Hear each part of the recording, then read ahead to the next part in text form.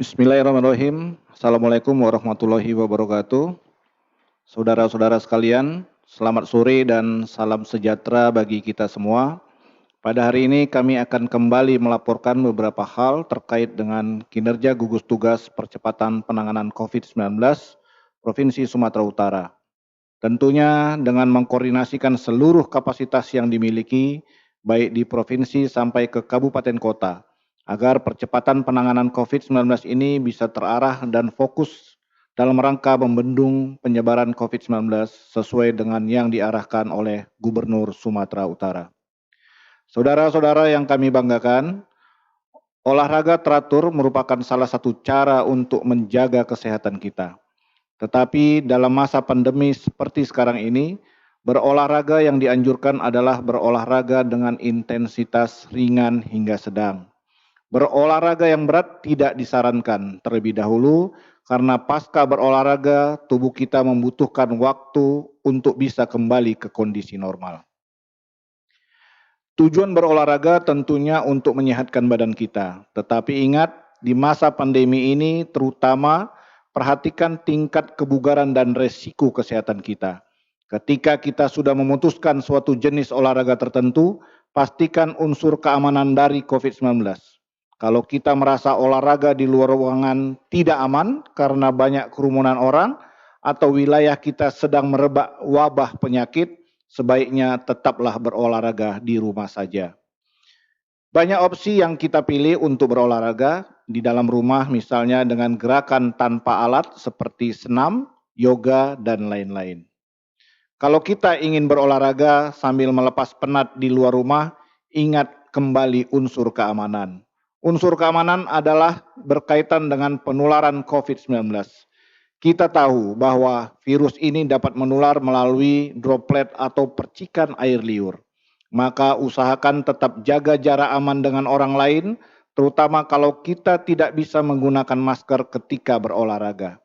Karena protokol kesehatan utama kita, jikalau berada di ruang publik dan berdekatan dengan orang lain, kita wajib menggunakan masker.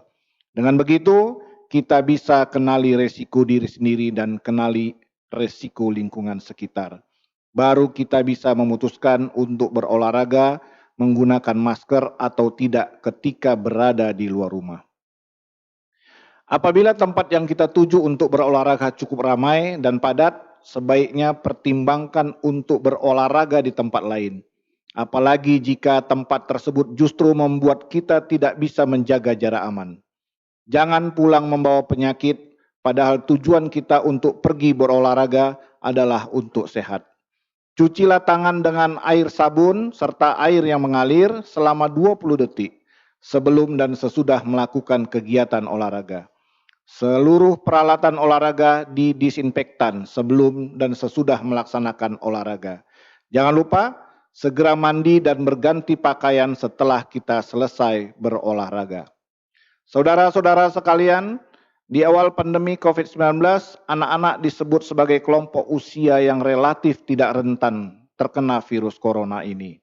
Namun saat ini, tingkat penularan virus corona pada anak-anak di Indonesia tergolong cukup tinggi.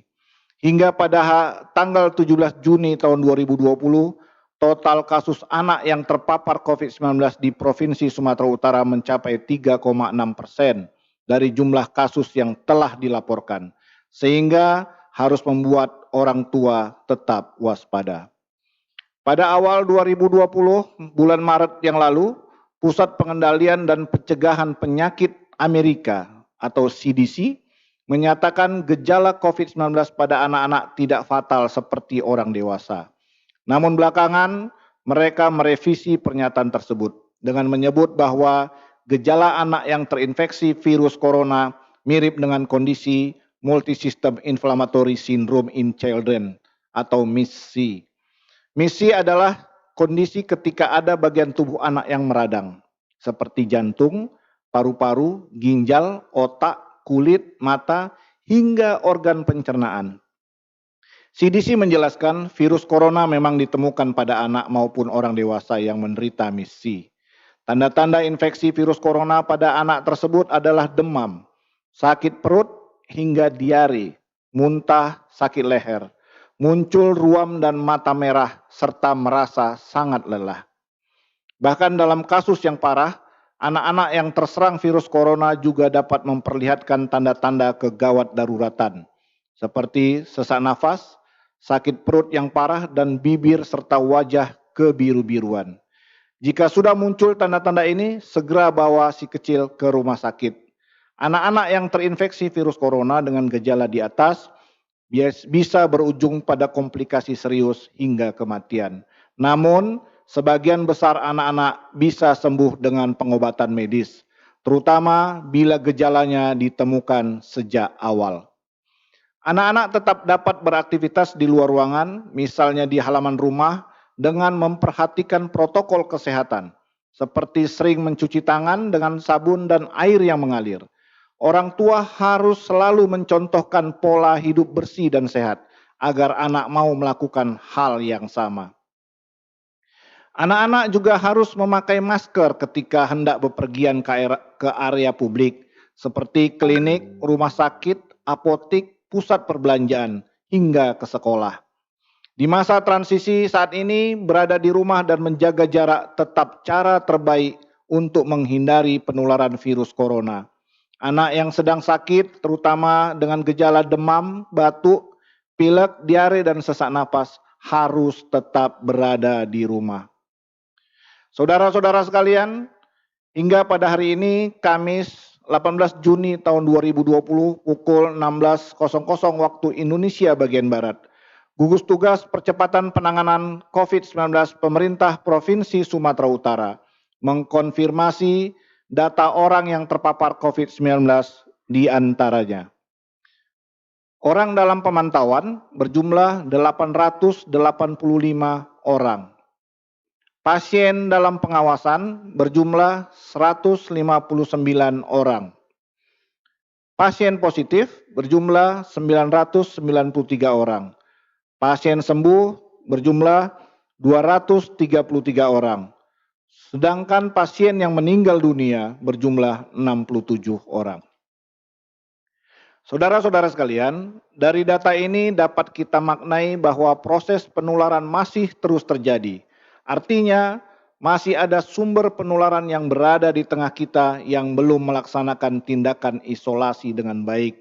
Dan kemudian, masih banyak juga kelompok rentan yang tidak menyadari bahwa mereka akan sangat mudah terinfeksi, yaitu mereka-mereka yang kemudian tidak patuh untuk menjaga jarak, tidak menggunakan masker, dan tidak rajin mencuci tangan. Saudara-saudara sekalian, marilah kita bersama-sama memahami hal-hal protokol kesehatan dan informasi terkait COVID-19 ini secara terus-menerus, sehingga kita dapat bersama-sama untuk bersatu padu melawan COVID-19 ini. Pekerjaan kita masih membutuhkan waktu. Oleh karena itu, mari kita tetap bergotong royong, konsisten, dan kemudian terus bersabar.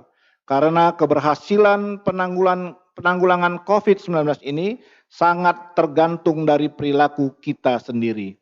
Kita pasti bisa melakukan ini, kita pasti bisa. Demikian, terima kasih. Selamat sore.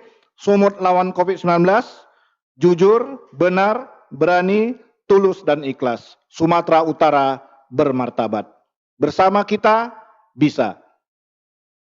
Demikian, wabillahi taufiq wal hidayah. Wassalamualaikum warahmatullahi wabarakatuh. Dan selamat sore.